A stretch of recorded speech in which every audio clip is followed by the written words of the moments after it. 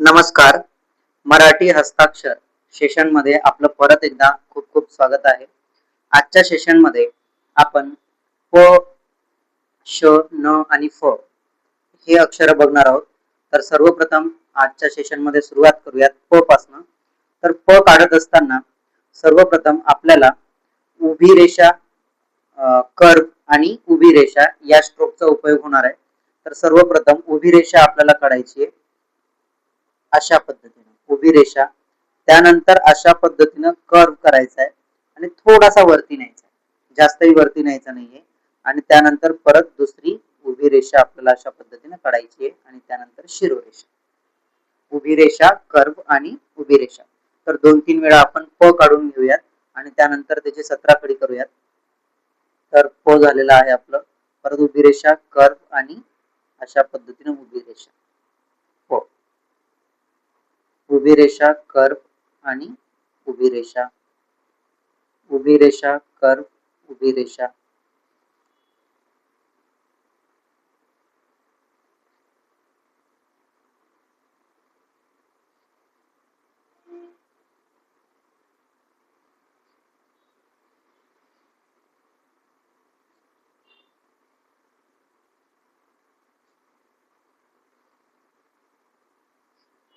अशा पद्धतीने आपल्याला प काढायचा आहे. आता या प पासूनच आपण खाली 17 खडी तयार करूयात किंवा यालाच काना मात्रा देऊन याची 17 खडी तयार करण्याचा प्रयत्न करूयात. प आपलं झालेलं आहे. प ला एक काना आपण दिला, हे झालं पा. आता पी करत असताना प ला पहिली वेलांटी जर आपल्याला द्यायची असेल तर एक उभी रेषा आपण प च्या अगोदर काढली आणि त्यानंतर कर्व आणि तिरकी रेषा आणि शिरोरेषा थोडीशी वाढवून घ्यायची. तर हे झालं पी. प ला दुसरी वेलांटी द्यायची असेल तर प, उभी रेषा आणि त्यानंतर अशा पद्धतीनं दुसरी वेलांटी पू. त्यासाठी आपल्याला नॉर्मल अशा पद्धतीनं कर्व द्यायचा आहे, कर्व आणि तिरकी रेषा. पहिला उकार, त्यानंतर दुसरा उकार, पू. पे काढत असताना एक मात्रा जर द्यायचा असेल तर या रेषेवरती आपल्याला अशा पद्धतीने तिरकी रेषा काढायची म्हणजे पे. पै, त्यासाठी 2 मात्रे आपल्याला द्यायचे अशा पद्धतीनं शिरोरेषा, पो, उभी रेषा आणि हा जो मात्रा आता आपल्याला द्यायचा आहे तो मात्र या कान्यावर द्यायचा आहे, पो. पौ साठी उभी रेषा, एक मात्रा आणि दुसरा छोटा मात्रा, पौ. त्यानंतर पुढे पम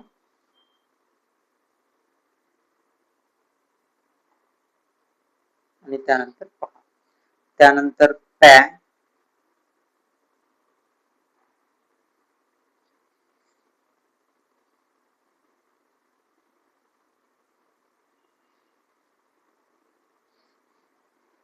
प,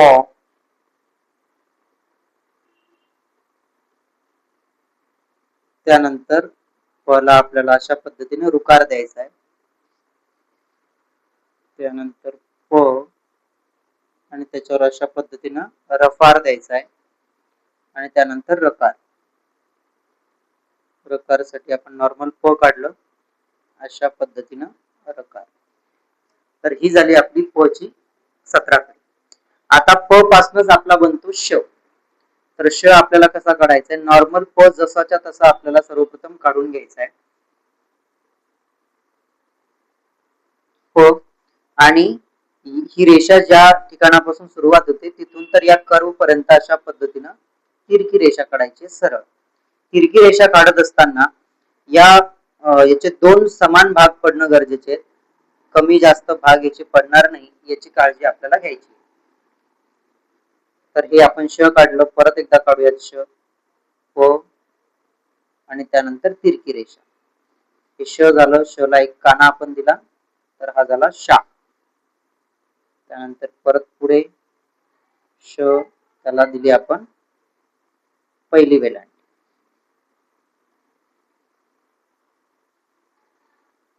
त्यानंतर श ला दुसरी वेलांटी, श ला पहिला उकार,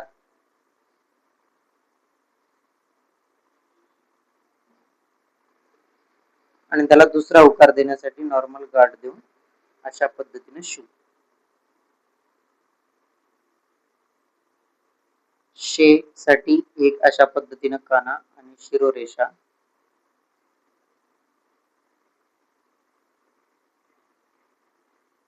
शै.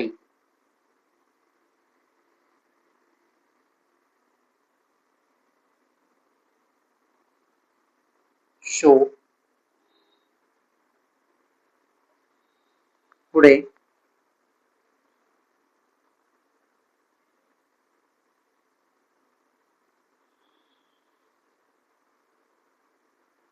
शौ.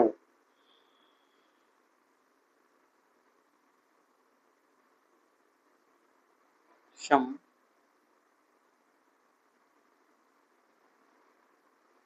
शा. त्यानंतर श आणि त्याला अर्धचंद्र दिला अशा पद्धतीने पसरत शा.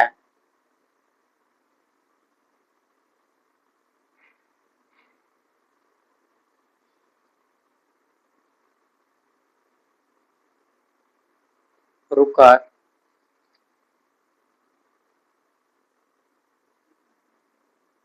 रफात.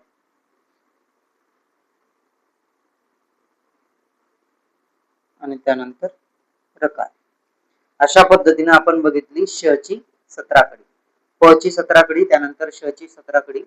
आता आपण बघणार आहोत न, बाणाचा न. तर न देखील काढत असताना प च्याच स्ट्रोकचा आपल्याला उपयोग होणार आहे. तर न काढत असताना सर्वप्रथम आपल्याला अशा पद्धतीने उभी रेषा, कर्व आणि थोडीशी वरती न्यायची कर्व काढून, आणि त्यानंतर पेन उचलायचा आहे. अशाच पद्धतीने वरती न्यायचा नाहीये आणि इथून सुरुवात करायची अशा पद्धतीने आणि उभी रेषा. आता हे न काढत असताना अर्ध्यापेक्षा थोडस खाली येणं गरजेचं आहे. अर्ध्या उंचीपेक्षा थोडस खाली येणं गरजेचं आहे आणि जास्त पसरट होणार नाही याची आपण काळजी घेऊ शकतो. नॉर्मल किंचित पसरट झालेलं आहे, सो एवढं पसरट होणार नाही याची पण आपल्याला दक्षता घ्यायची. तर पुढे काढूयात. उभी रेषा, कर्व आणि उभी रेषा न, आणि त्याला एक काना आपण दिला अशा पद्धतीनं सरळ आणि शिरोरेषा. त्यानंतर परत उभी रेषा, कर्व आणि उभी रेषा न. आता याला पहिली वेलांटी द्यायची असेल आपल्याला तर उभी रेषा, त्यानंतर नॉर्मल कर्व आणि तिरकी रेषा, हे झालं आपलं नी.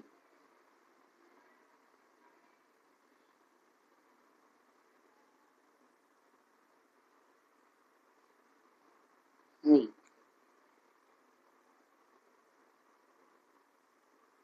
नू यासाठी आपल्याला पहिला उकार द्यायचा आहे नू.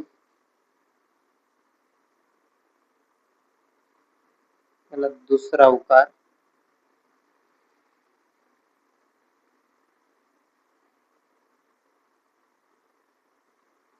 नी.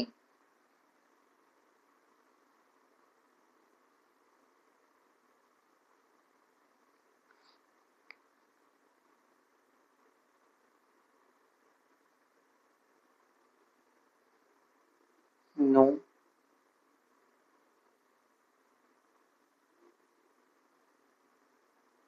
नऊ.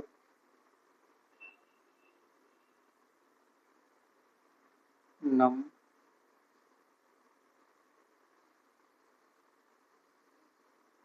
ना. त्यानंतर न्या, सॉरी राईट, न्या. त्यानंतर नॉ.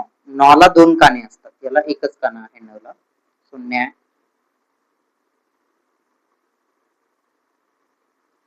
नॉ.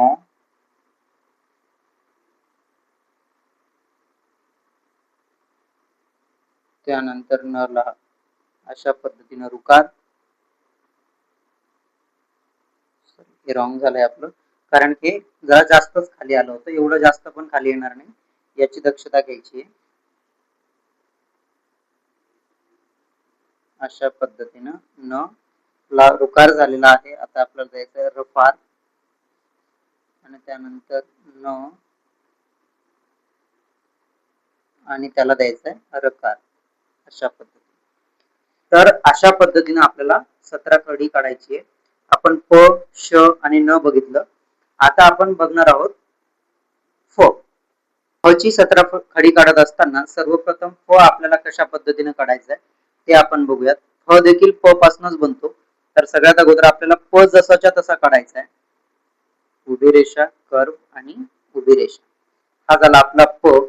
आणि ही जी हा जो कर्व आहे तो उभ्या रेषेला ज्या ठिकाणी स्पर्श करतो तिथून तिरकी रेषा, कर्व आणि तिरकी रेषा अशा पद्धतीनं आपल्याला आकार काढायचा आहे. म्हणजे तिरकी रेषा, कर्व आणि तिरकी रेषा.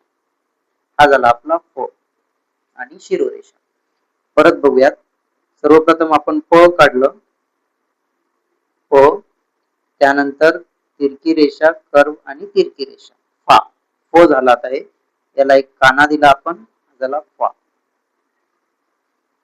त्यानंतर पुढे परत प काढलं सर्वप्रथम, त्याच्यानंतर फ. याला पहिली वेलांटी आपल्याला द्यायची, तर उभी रेषा, कर्व आणि तिरकी रेषा, झालं फी.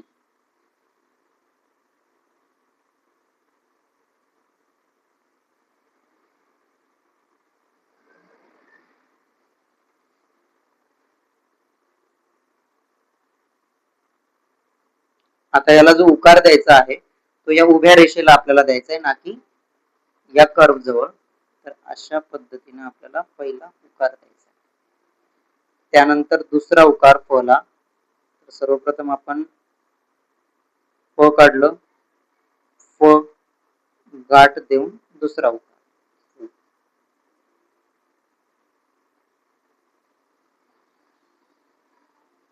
फे.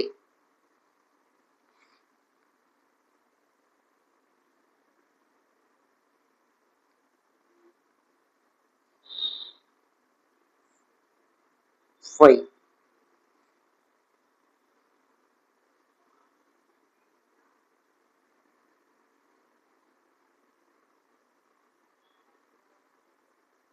फो.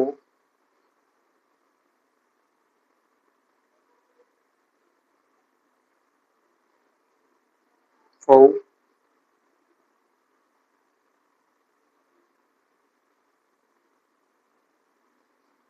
फम.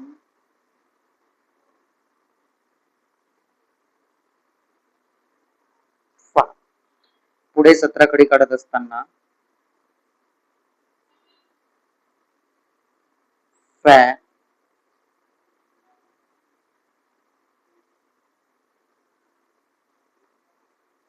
फो,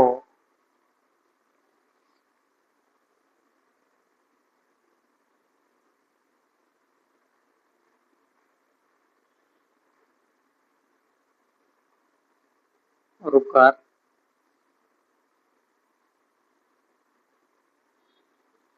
रफा,